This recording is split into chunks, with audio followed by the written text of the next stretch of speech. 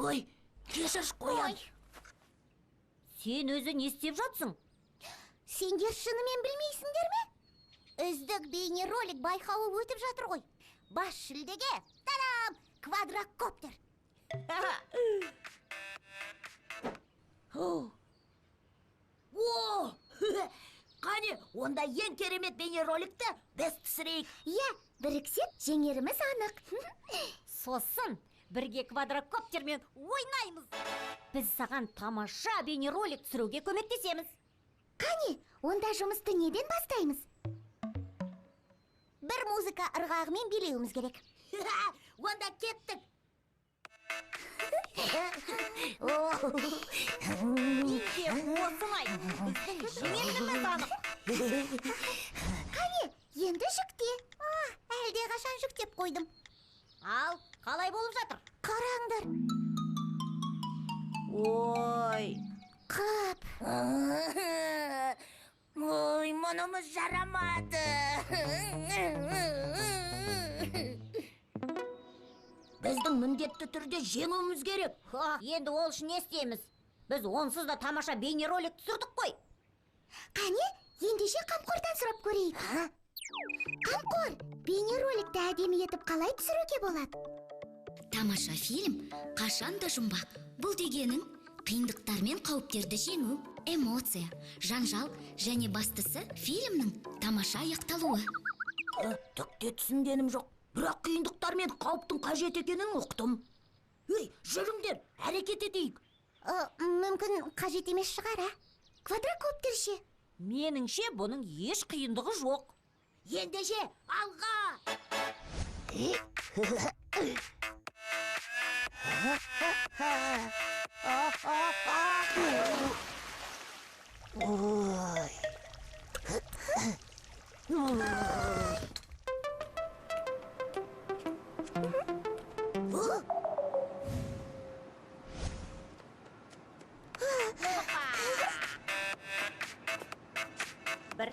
балалар, не бүлдіріп жатсыңдар?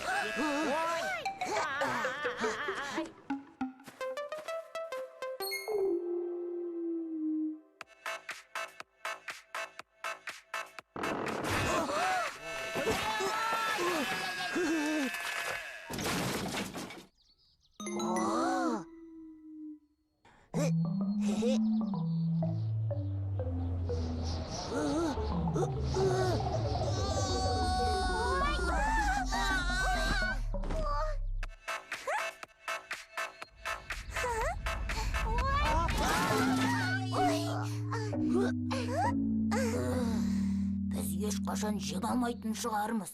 Ой, енді не істесек болады? Квадрокоптерден де айырылдық. Менде бір ой бар. Мен үлкен жартастарда елес болады дегенді оқып едім. Барып солармен бірге билейік. Дәл бұндай бейнероликті ешкімнің түсіре алмасы анық. Тамаша!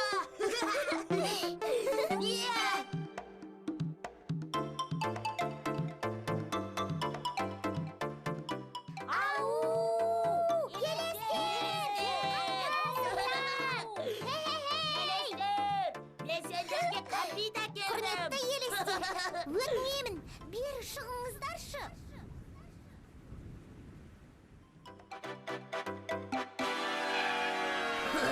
Қорқып тұрсыңдар ма? Кеттік. Елестер анау шыңда өмір сүреді.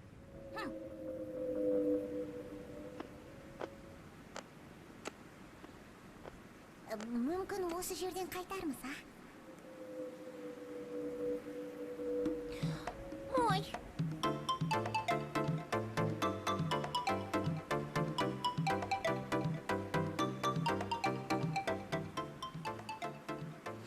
Мен мынандай тамаша фильтр тауып алдым. Хоппа! Мынандай түрі де бар. Абай болсаңшы. Телефоным! Ой, құлап кете жаздадың ғой. Телефоным! Менің телефоныммен түсіреміз. Кеттік. Жолда қауіпті екен. Мүмкін қайтармыз, Квадрокоптер ше? баруымыз керек. Менің үйде тағы бір телефоным бар. Алға. Ой.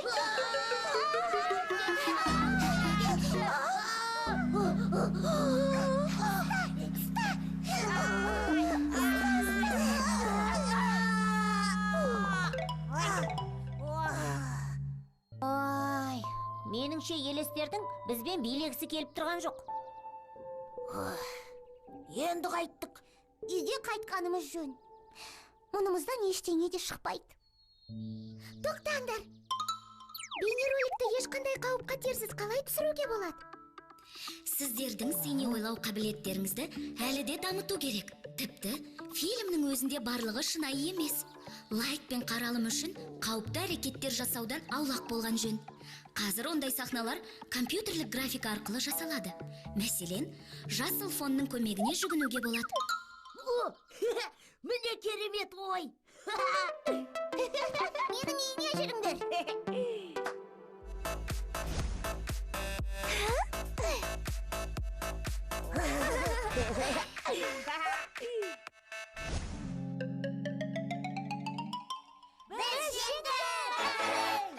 Не үшін сонша басымызды бәйгеге тігіп жүрміз? Бұдан былай, жай бір видео үшін ешқашан қауіпті іске бармаймын. Иә, әсіресе осының бәрі жай ғана лайк үшін болса. Ескі балконда, өзен жиегінде, бөтен адамның мотоциклінде селфи жасау және осы секілді өзге де қауіпті әрекеттерге бару жақсы іс емес. Тіпті көшеде келе жатқанның өзінде телефонға емес, жолға қарау керек. Төтенше жағдайларда мұндай әрекеттерге бару өте қауіпті. Мысалы, шыңырау маңында жүгіру. Мұның бәрін қауіп қатерсіз де тамаша етіп түсіруге болады. Жүріңдер, тағы бірдеңе түсірейік.